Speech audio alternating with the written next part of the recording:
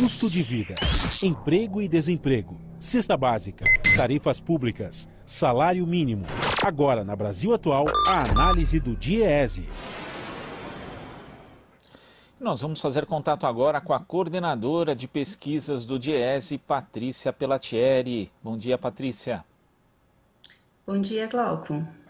Patrícia, nesta semana o DIEESE divulgou um estudo intitulado Quem Cuida das Cuidadoras? Trabalho doméstico remunerado em tempos de coronavírus, que analisa justamente as repercussões da pandemia na categoria das trabalhadoras e trabalhadores domésticos.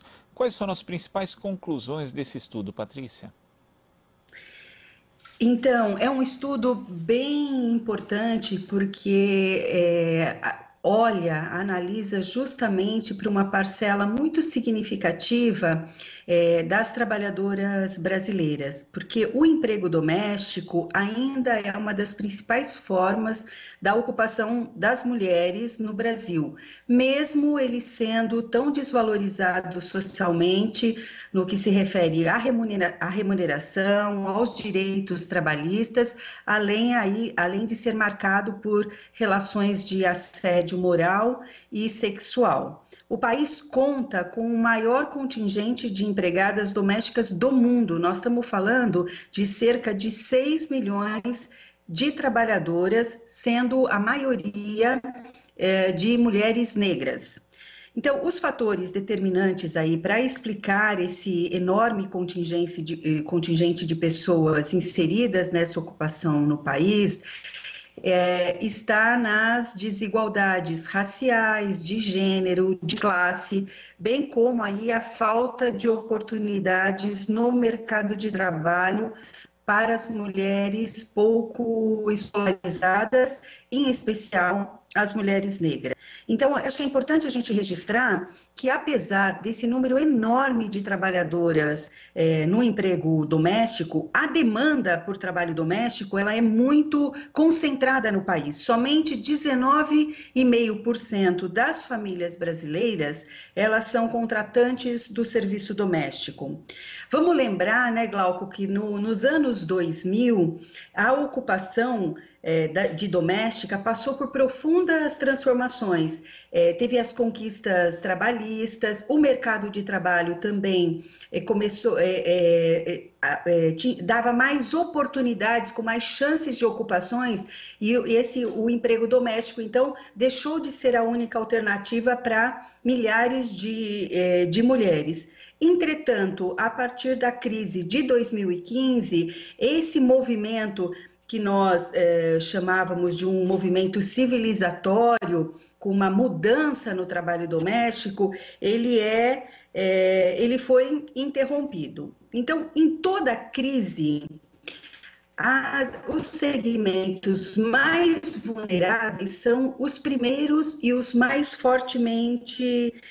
E este é o caso, então, do emprego doméstico no país, né? As crises econômicas, como a gente pode olhar na história brasileira, principalmente, elas impactam as diferentes classes sociais, os gêneros, raça, grupos ocupacionais de forma distinta, né? Então, as ocupações mais atingidas pela Covid foram as mais vulneráveis, e o emprego doméstico, principalmente o sem carteira assinada, ele foi fortemente impactado.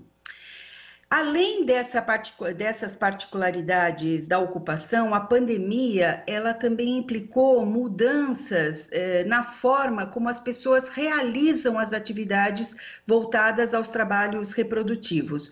O coronavírus, por ser altamente contagioso, exigiu o isolamento das famílias nos domicílios e provocou a suspensão das aulas e dos serviços ligados aos cuidados de pessoas.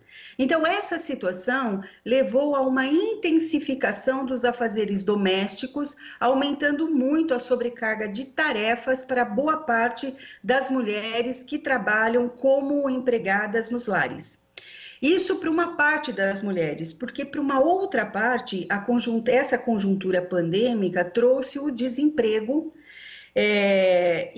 porque obrigou muitas das famílias contratantes do trabalho doméstico, que também tiveram redução na sua renda, acabou demitindo essas trabalhadoras, né? E as trabalhadoras que permaneceram ocupadas, elas também correm um forte risco de contaminação, porque, em geral, elas se deslocam de transporte público para o trabalho e exercem atividades que requerem um contato muito próximo aí com pessoas, né? Como cuidados de crianças, de idosos, além aí da realização de compras em estabelecimentos comerciais. Tudo fica a cargo da empregada doméstica. E tanto isso é verdade que a ONU Mulheres, a OIT, a CEPAL, soltou, além da ONU, também o Ministério Público do Trabalho, eles soltaram vários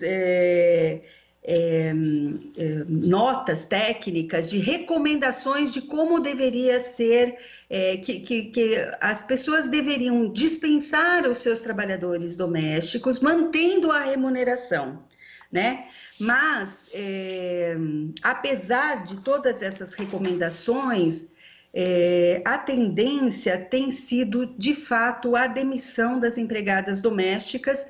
Isso a gente já pode notar aí nos dados da PNAD contínua, a pesquisa do IBGE, que já mostra no trimestre março, abril e maio uma redução de 1.200.000 trabalhadoras domésticas, se comparado com o trimestre que terminou em fevereiro de 2020.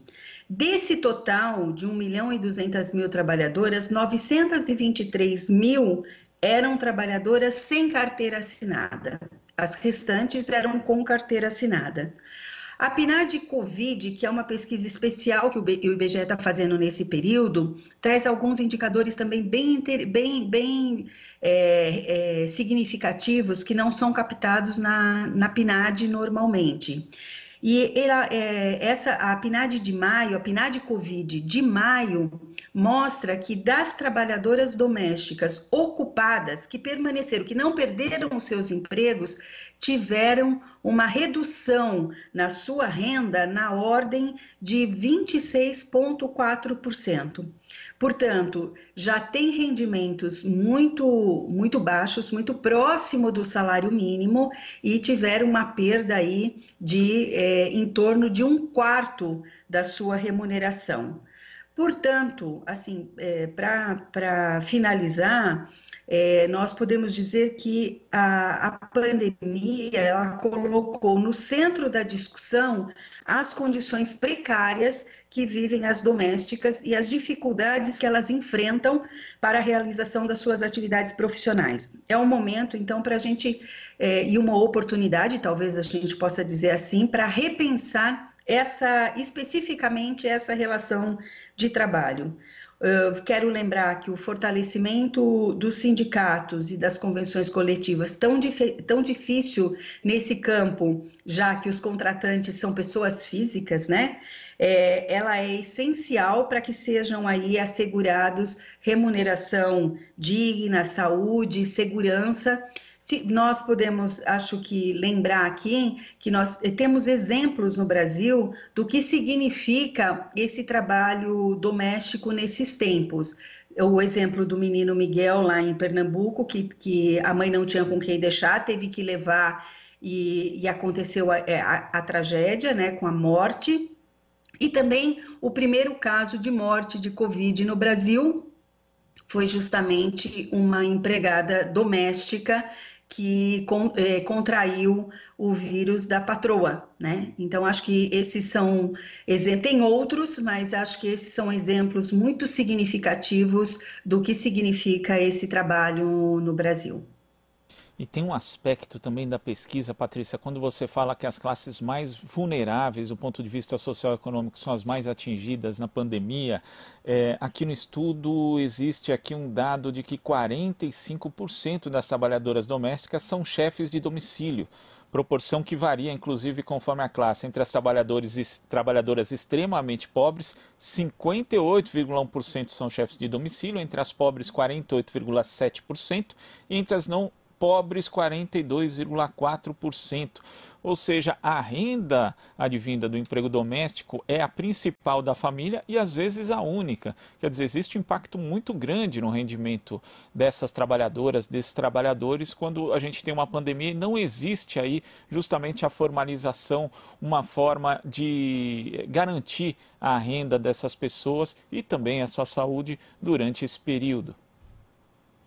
Sem dúvida, e o estudo traz outros elementos importantes. Se você olhar entre negras e não negras, ainda essa questão da renda, nós vamos ver que as chefes esse percentual aumenta ainda mais no caso das trabalhadoras negras. Então, é muito significativo esse impacto, não tenha dúvida.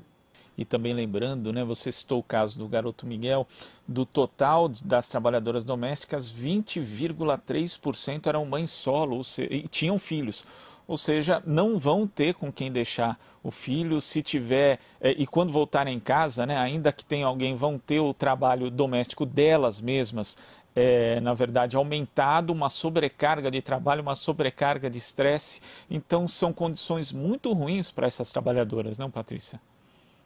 Muito, e é um trabalho muito desvalorizado, e nesses tempos as trabalhadoras, as que continuam ocupadas, tiveram uma sobrecarga de trabalho, porque a exigência da higienização é muito maior, então a pressão sobre essas mulheres é ainda muito mais forte, lembrando, Glauco, que uma parcela grande das trabalhadoras domésticas, elas já têm uma idade que também coloca muito em risco as suas vidas, não são tão jovens, né? Então, essa sobrecarga de trabalho certamente afeta a saúde, fora todo o medo, né, de estar deixando as suas famílias e tendo que trabalhar e ainda agradecendo por não ter perdido o emprego. Então, acaba se submetendo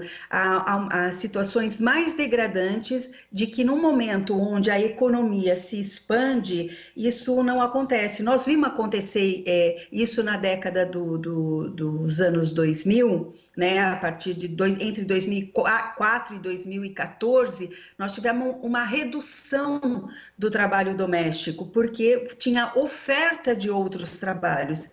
Isso acho que é um indicador muito importante de que o trabalho doméstico ele não é uma escolha, né? Ele é muito mais uma falta de oportunidades do que uma escolha. Por isso é importante repensar muito essa relação de trabalho. Sem dúvida, Patrícia, muito obrigado pela sua participação aqui no Jornal Brasil Atual e até a próxima. Até mais, obrigada. Conversamos aqui com a coordenadora de pesquisas do DIEESE, Patrícia Pellatieri.